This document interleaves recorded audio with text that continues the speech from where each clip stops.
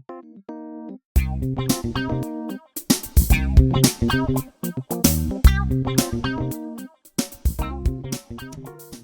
मित्र, जय मसीह की।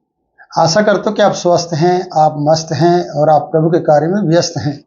प्रियो, हम निर्गमन की किताब और उसके 12वें अध्याय में आ गए हैं। हम 10वीं विपत्ति को देख रहे थे और 10वीं विपत्ति अभी हुई नहीं है, क्योंकि पहलौठों को मारने की तैयारी परमेश्वर ने कर ली है।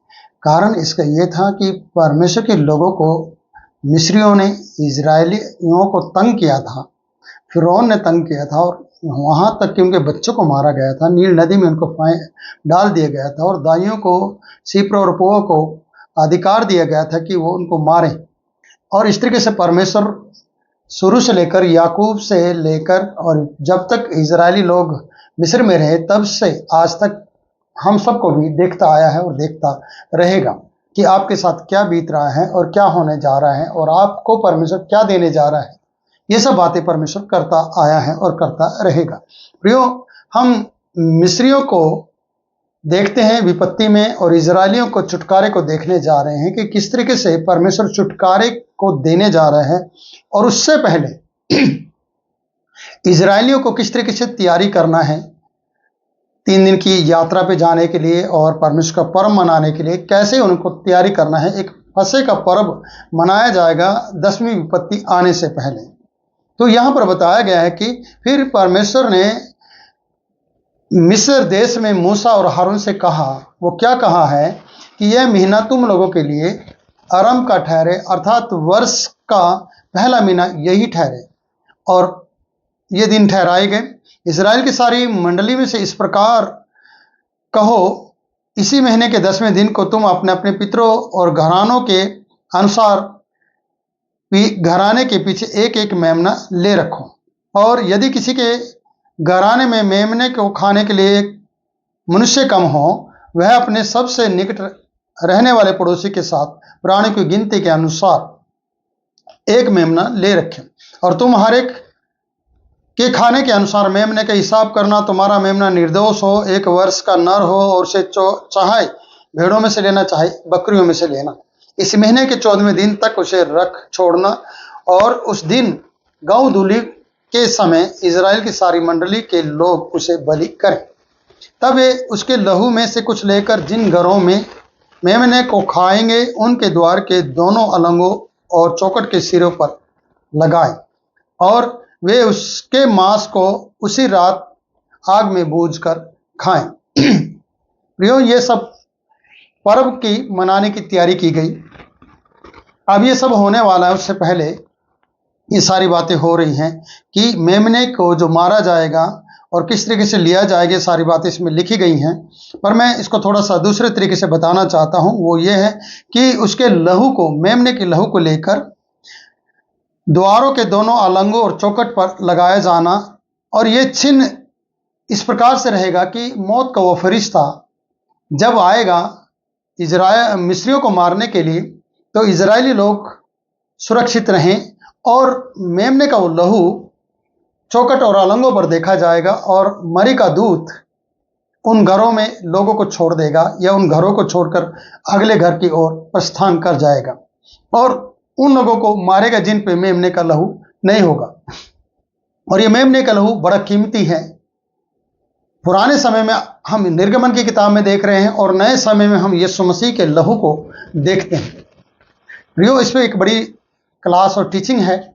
इस बात पे हम कभी बाद में चर्चा करेंगे, लेकिन मैं इतना कहना चाहता हूँ, मेमने का लहू आज भी यीशु मसीह का लहू है, जो परमेश्वर का मेमना है, जो जगत के पाप उठाकर ले गया।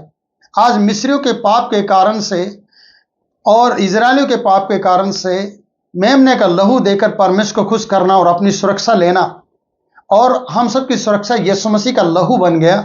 वो लहू क्या है? आज भी हम उस लहू को पुकारते हैं। आज भी वो लहू हमारे घर की, हमारे जीवन की, हमारे परिवार की सुरक्षा बन गया है।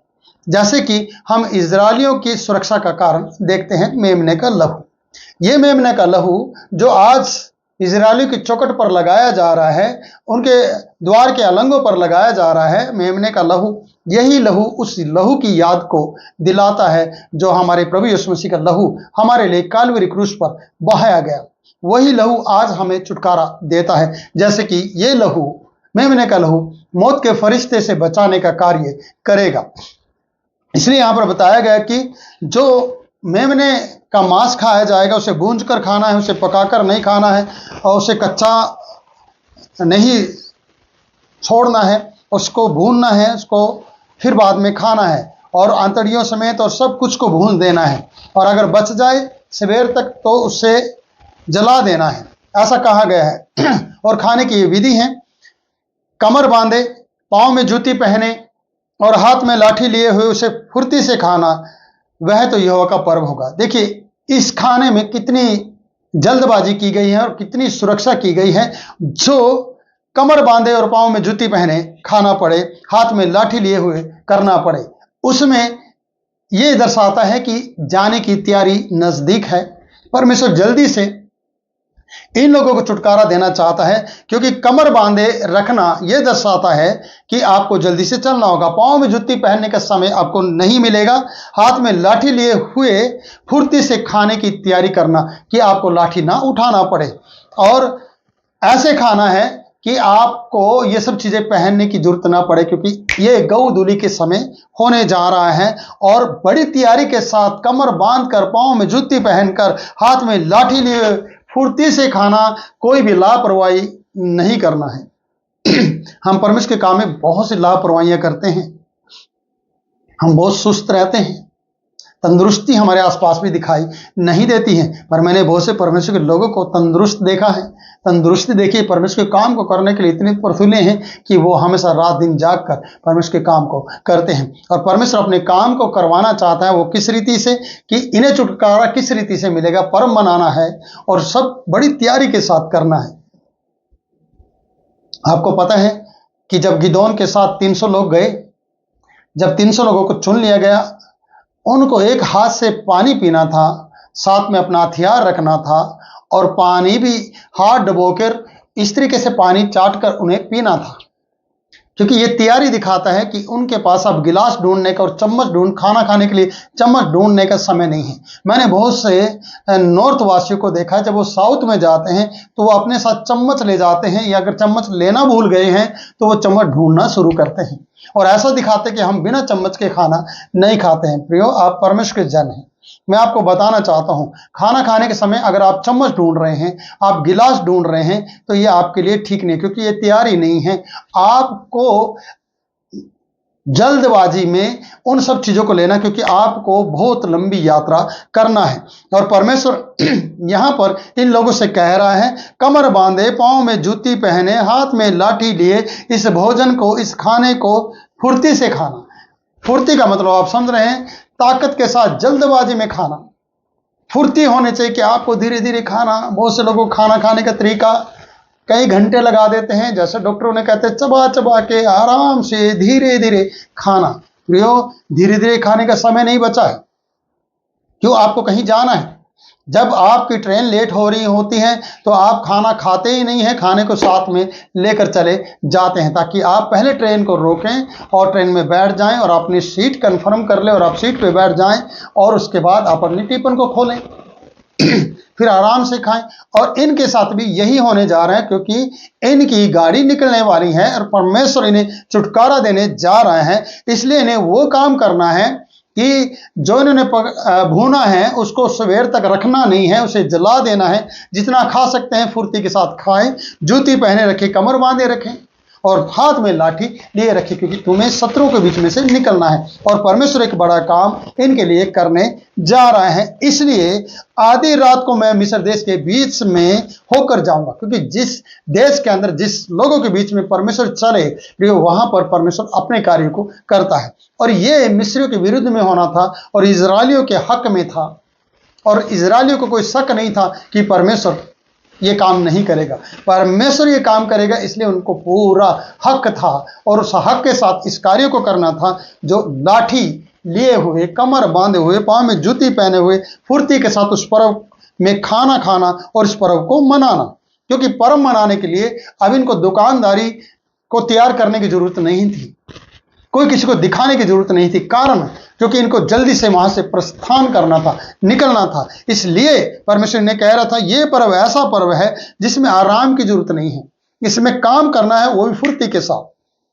क्योंकि आधी रात के समय परमेश्वर मिस्र देश के बीच में होकर चलेगा और वहां के मनुष्य, क्या पशु और सब पहलौठों को परमेश्वर क्या करेगा, मारेगा। ऐसा कहता है परमेश्वर कि मैं उनको मारूंगा और मिस्र के सारे देवताओं को दंड दूंगा। सिर्फ पशु ही नहीं, मनुष्य ही नहीं, उनके पशुओं देवताओं को भी परमेश्वर दंड देने के लिए तैयार हो गया है। और जिन घरों में तुम रहोगे उन पर लहू तुम्हारे लिए चिन्ह ठहरेगा, अर्थात मैं उस लहू को देखकर तुमको छोड़ दूंगा। और जब मैं मिस्र देश के लोगों को मारूंगा तब वह विपत्ति तुम पर ना पड़ेगी और तुम नष्ट ना होंगे। परमेश्वर आपको बचाने के लिए आपको एक चिन्ह के रूप में लहू को देता है, और वो लहू मेमने का लहू जो आपके द्वारों पर लगाया गया है। प्रियो, मैं ये कहना चाहता हूँ, हर एक इजरायली के द्वार पर और अलंगों पर, द्वार के अलंगों पर और चौखट पर मेमने का लहू था, जैसे कि मैं पहले ये बात बता चुका हूँ। और वह दिन तुमको स्मरण दिलाएगा, और ये स्मरण दिलाने वाला दिन तुम्हारे लिए ठहर जाएगा और तुम उसको यहोवा के लिए पर्व करके मानना, और वह तुम्हारी पीढ़ियों के लिए सदा की विधि जानकर पर्व माना जाएगा। ऐसा परमेश्वर ने उन लोगों को कहा है।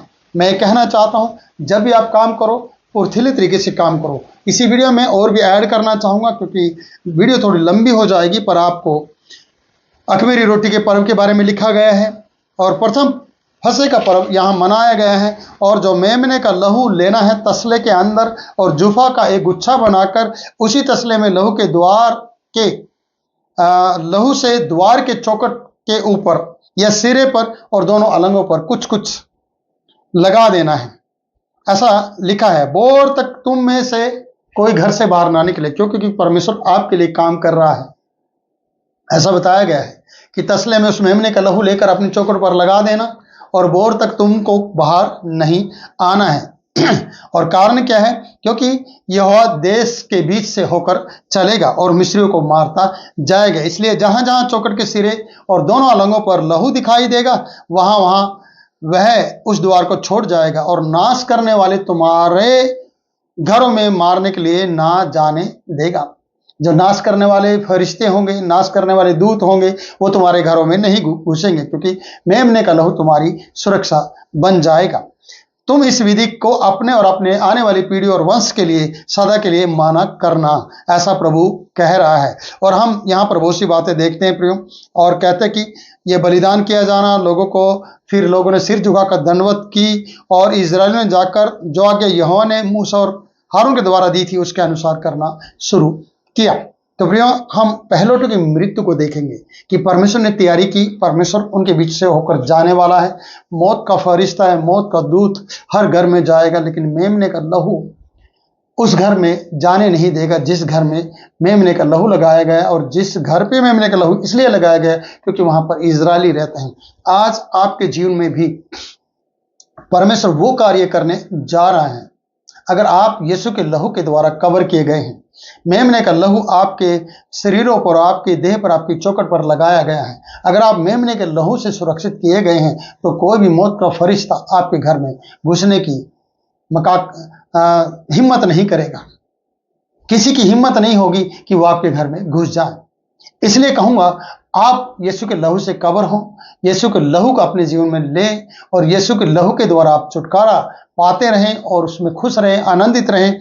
और हमेशा इस वचन को पढ़ें, हमेशा इस वचन के ऊपर गौर करें और इससे तसल्ली लें कि जैसे इजरायलियों को परमेश्वर ने बचाया और उनके घर में, उनके बाल बच्चों पर कोई विपत्ति आने नहीं दी, तब ये विपत्ति से बचे जब इन्होंने परमेश्वर से प्रार्थना की। मैं आपसे कहना चाहता हूं, जब ये गुलामी में जा रहे थे, रात दिन काम कर रहे थे, इनके पहलौठों को मारा जा रहा था। आज ये याद कर रहे होंगे कि परमेश्वर भी बदला लेना जानता है।